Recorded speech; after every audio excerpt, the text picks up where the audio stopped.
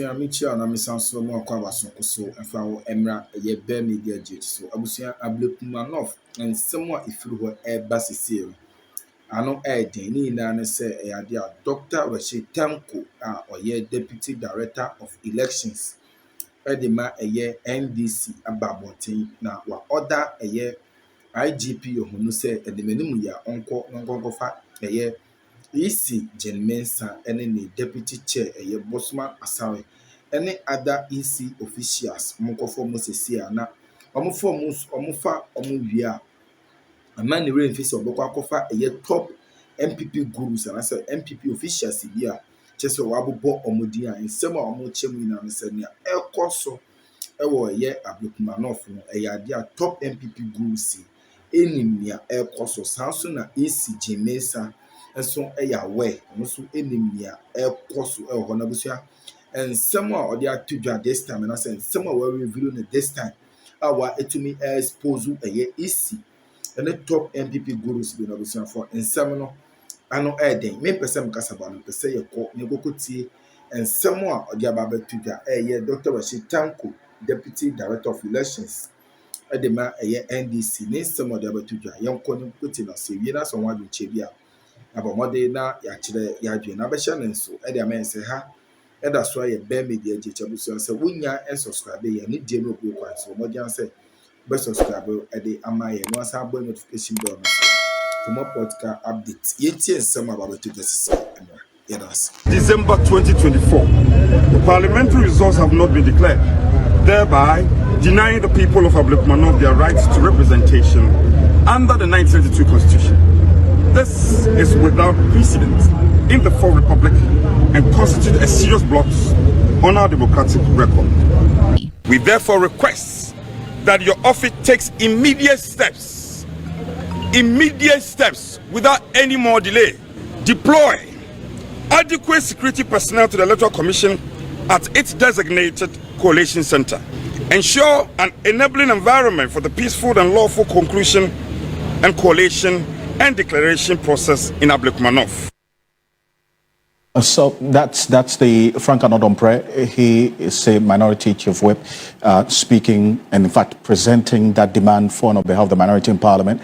Alexander Afenyomarkins was there, and the parliamentary candidate for the MPP in Ablekumanoff was also there as well. Well, how about the NDC? What are their demands to get a closure to this Ablekumanoff debacle? Dr. Rashid Tanko Computer is the Deputy Director of IT and Elections for the NDC. He is also acting CEO for the Ghana Investment Fund for Electronic Communications. Dr. Rashid Tanko, good evening. Thank you for joining us. Good evening, Alfred. Let me say good evening to you and your cherished viewers across Ghana, especially people from the Miller and Willensi constituencies. Great. I wish them well. Right. You saw your colleagues on the other side march to the IGP making demands, immediate protection for the Electoral Commission to collate and declare the results in Ablekumanoff so that chapter will be closed. They would have representation in Parliament. Is that a demand that you support? Alfred, they should be dismissed with the contempt they deserve. Why? These people, they should be dismissed completely. Why is that? Are we in a lawless state? What they are asking for is complete lawlessness. Why is that? And that one, we are not going to accede today. Alfred, you don't just go to IGP asking that the IGP should come and provide security for you to perpetuate an illegality on the good people of Ablekumanoff. That's what they are trying to do.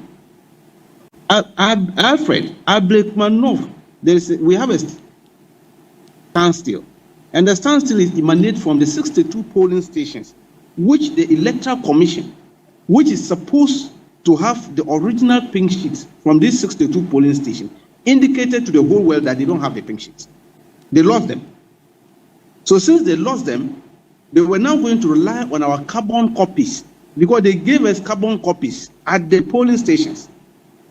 We also indicated we were very truthful. The NDC, we are very, very truthful in this matter. At the IPAC meeting, which I represented a party with my colleague, Madi, we all agreed that, look, we don't have it because of the vandalism that occurred during the collation in the night. So we also lost ours.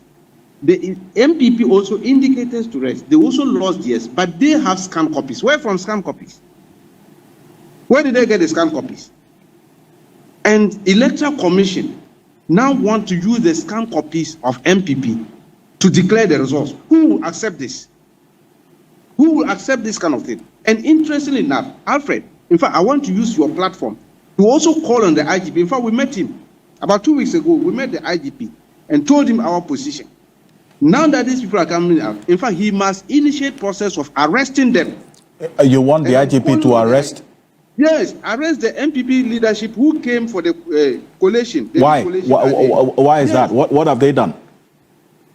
Alfred, to go and manufacture your own pink sheet, concoct figures on it, and foisting it on an electoral commission to use it to declare you as a winner, it's a criminal act. And that's what they did. Because the presiding officers of electoral commission came, looked at them, and said, no, these are not our pink sheets. I didn't sign it. This is not my signature. Some said these figures are not correct because at my polling station, I didn't have rejected ballots. But the pink sheet you are showing to me has a portion of a rejected ballot. That means it's a fake one. And I was expecting the IGP and his group to arrest them. All the MPP guys who came there, their agents and then the leadership there, arrest them for falsifying official document of state. So, and today they have the audacity to go and tell IGP to come and continue agree to this nonsense. So in the end, the fundamental concern here is that for the people of Blekumanov who are watching us right now, they don't have representation in this 9th parliament. And I'm sure that for you as a party, you're concerned as well. So what's your proposal to close that chapter and have a candidate declared as a winner for that constituency and eventually represented in parliament? It's simple and straight. Let us go and do a rerun for the 62 polling stations. So long as we don't have the pink sheets, the original pink sheets, and the data for the 62 polling stations, the best option is to go and do a rerun. Is it the first time we are doing a rerun of polling stations? We did one at Akwatia under Afarajan. We went and did election for just less than 6 polling stations in Akwatia. We did even by-elections. We have been going for by-elections. So what has stopped the Electoral Commission to let us go for the 62 polling stations? Why is the NPP running away from this rerun for the 62 polling stations? Because they know that they had concocted fake pink sheets. And the Electoral Commission, who are collaborating with them, wants to declare them winners using this fixing. So you want the 62 polling stations? We want 62 polling stations rerun. Yes, that is our position. In fact, we told the IGP. Okay. We told the government. In fact, as a political party, we have mentioned it to the government, and we have also mentioned it to the Electoral Commission as well as the Peace Council. That look, this is our position. We are very truthful. We don't want to bring any fake thing, or we don't want to concoct any figures and come and force it on you. The truth of the matter is that the pink sheets we all got missing on the day, which the Electoral Commission also got.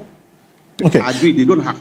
Now they want to use MPP scan copies. They are masters of faking a document. And they have done that. So is there any timeline to this demand that you made of the IGP? Oh, it's straightforward. I mean, Alfred, the timeline is very straight. We did it several. We even wrote officially to them.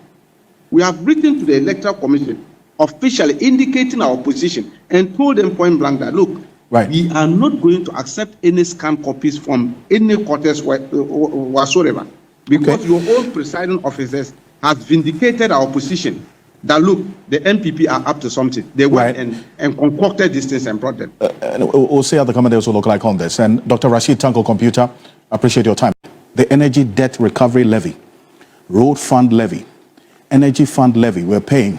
All of this, all these levies, taxes, margins are on a liter of petrol that we buy at the pumps. Mostly in Pest West. Now we're going to see this cross the Pest West line to a city and over. Price Stabilization and Recovery Levy. This Price Stabilization and Recovery Levy was supposed to have been off our books a very long time ago. The sunset clause on this Price Stabilization and Recovery Levy was supposed to have been just 5 years. For the ESLA as well, the Energy Sector Debt, the Recovery Levy, was supposed to be 5 years. Introduced in 2016, January. All things being equal, by 2021, ESLA was supposed to have been off our books. But ESLA, almost 10 years on, we are still paying ESLA when you go and buy fuel at the pumps. Not just this 6, There are more. There's special petroleum tax. There are advocates by CSOs that this SPT should have been off our books a long time ago. We are still paying for the special petroleum tax. The primary distribution margin is there, bust margin as well, fuel market margin, marketers margin, dealers, the retailers and operators, they also have a margin in there.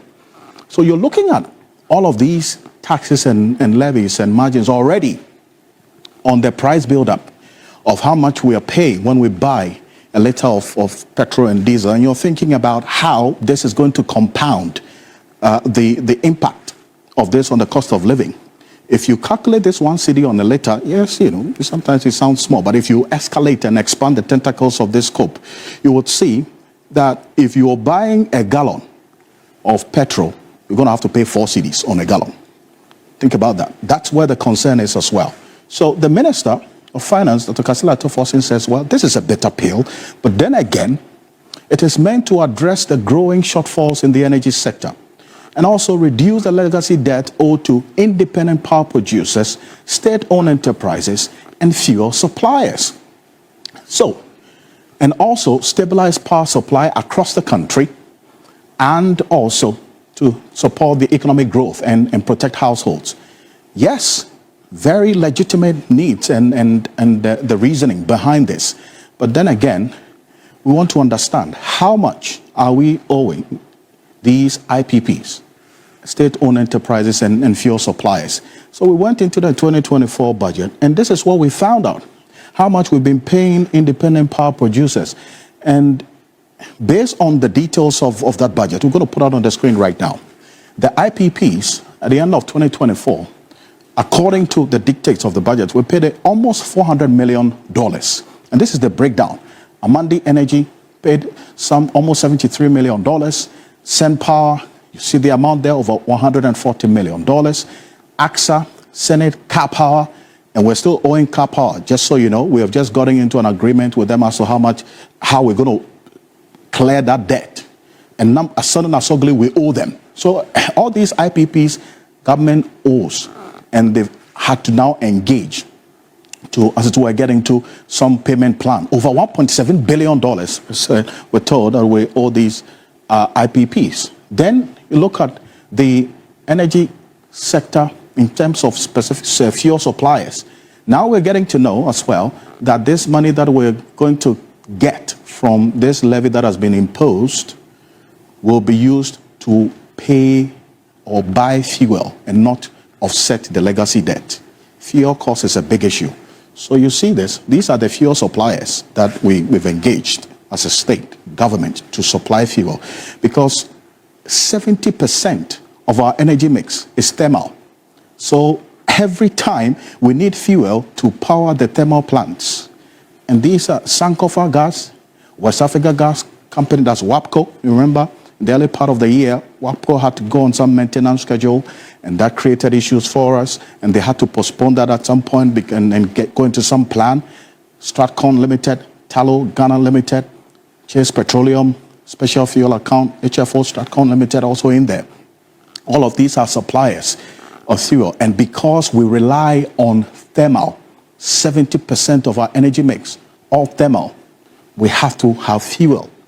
And the Energy Commission has already put out the projection that government, if you have to keep the lights on, you need about $1.2 billion this year just for fuel, buying fuel, so that you keep the lights on, because you need the thermal plants to be powered.